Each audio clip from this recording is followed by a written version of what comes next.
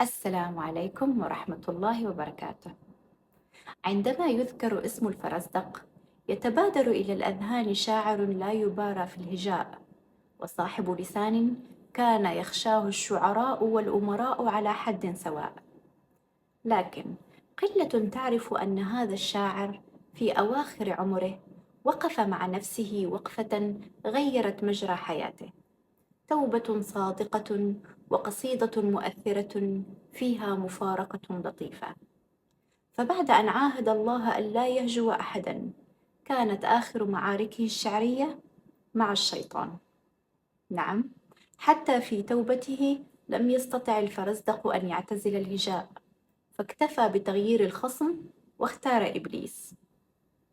اشتهر الفرزدق كذلك بالمجون والجرأة في شعره حتى تقدم به السن. ويروى أن الفرزدق كان يسير يوما في جنازة برفقة الحسن البصري، فقال له الحسن: ماذا يقول الناس؟ فأجاب الفرزدق: يقولون عنك جاء خير الناس، ويقولون عني جاء شر الناس. فقال الحسن البصري: لست بخير الناس ولست بشرهم، ولكن أخبرني، ماذا أعددت لهذا اليوم؟ فقال الفرزدق: شهادة أن لا إله إلا الله، فهل إلى التوبة من سبيل؟ فقال الحسن: إي والله، تب إلى الله الآن وعاهده ألا تعود.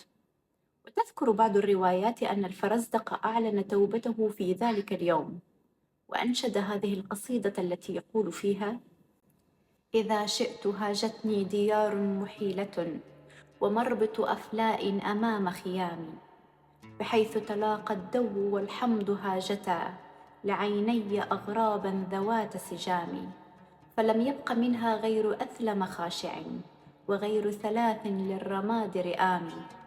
ألم ترني عاهدت ربي وإنني لبين رتاج قائم ومقامي، على قسم لا أشتم الدهر مسلما، ولا خارجا من في سوء كلامي. ألم ترني والشعر أصبح بيننا دروء من الإسلام ذات حوام، بهن شفى الرحمن صدري وقد جلى عشا بصري منهن ضوء ظلامي، فأصبحت أسعى في فكاك قلادة رهينة أوزار علي عظامي.